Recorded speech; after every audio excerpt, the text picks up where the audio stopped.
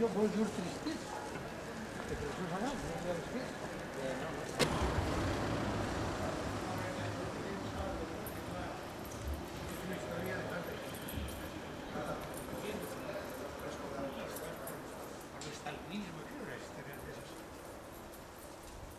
El caso es que luego al profesor de francés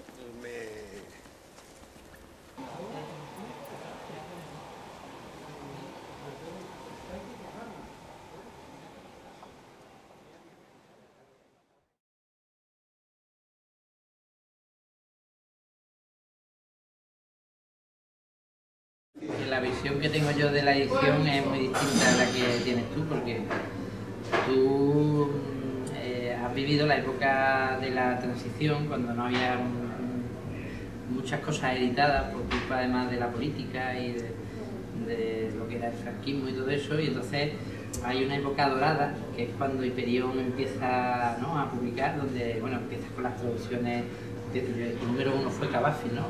Y luego empieza a editar un montón de poetas cojonudos, ¿no? Y yo llego a la edición cuando ya no hay nada que editar, prácticamente, hombre, hay muchísimas cosas que editar, pero... Pues no se nota que no hay nada que editar, porque cada día se editan más libros.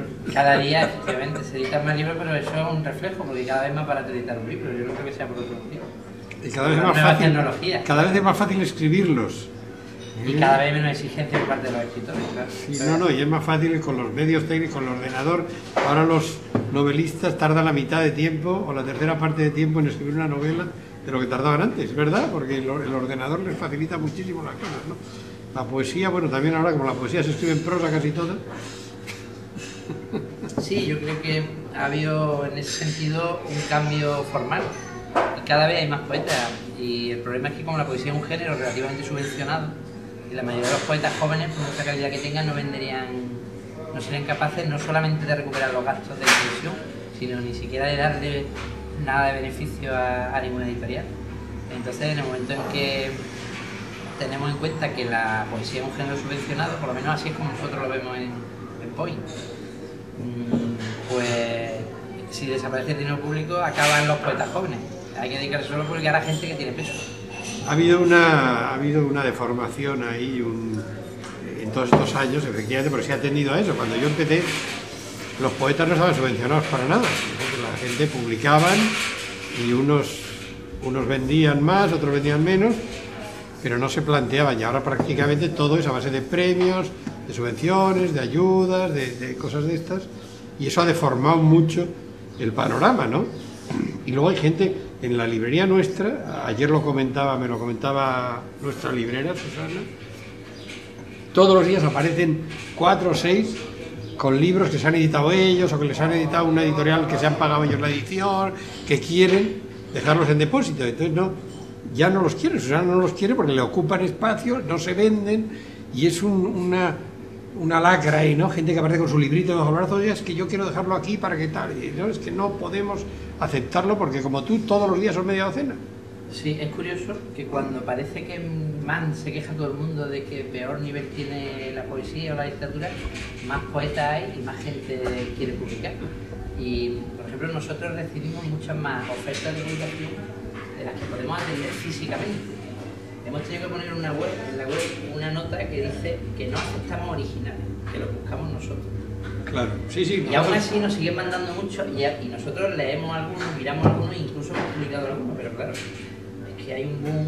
Yo no sé cómo la gente joven no se dedica a otras cosas más razonables que no editar un libro de poesía que no va a tener ninguna repercusión en ningún sitio, porque es que es muy complicado distribuirlo. Es muy difícil destacar dentro del panorama con la cantidad de gente que hay que lo hace bien o bastante bien, y un novel, en fin, sin un apoyo especial es muy difícil que asome la cabeza. Pero bueno, la gente, por otro lado, es positivo pensar que hay miles de jóvenes que andan escribiendo poesía, ¿no? Algo tiene la poesía que atrae más, que bueno, quizá la facilidad para los jóvenes, porque es más fácil escribir un librito de versos que escribir una novela. También hay muchísimos novelistas, por otro lado. A mí la experiencia que yo tengo con los autores de nuestra editorial es que nos dan más problemas a los jóvenes que de los autores de próxima generación. ¿En qué sentido? En el sentido de que cuando tú editas gente como tú, o como José María Congé, o como Antonio Carvajal, nunca hemos tenido el mismo conflicto en cuestión de derechos, nunca hemos tenido conflicto en el sentido en que se nos ha reprochado que nuestros libros no estaban en librería o sí estaban en librería, mientras que los jóvenes exigen continuamente derechos de autor, exigen dinero, quieren ver sus libros en todas las librerías a las que entran, y eso a veces crea una serie de problemas. Bueno, que no sé, tú no has notado eso un poco en los jóvenes como una especie de voracidad mayor, ¿no? Hombre, nacen, llegan al mundo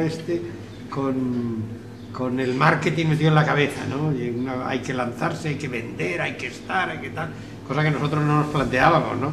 Aparte que la experiencia nos hace saber que las librerías, pues las que quieren tienen los libros y las que no quieren no los van a tener nunca y nadie les puede obligar a tenerlos, ¿no? Entonces, bueno, pues te resignas a que buenamente los libros sigan su camino, bueno o malo, ¿no? Y sí, los jóvenes quizá tienen esa cosa del mercado metida muy adentro, ¿no? De que todo hay que venderlo como sea, como lo hacen los cantantes, como lo hacen los del cine, no sé qué, tal, ¿no? Y realmente la poesía es algo que no encaja, porque la poesía y el negocio están bastante reñidos, ¿no? Maite, cuando le pregunta por Hiperión, esto es un negocio, y dice, no, esto no es un negocio, es una actividad.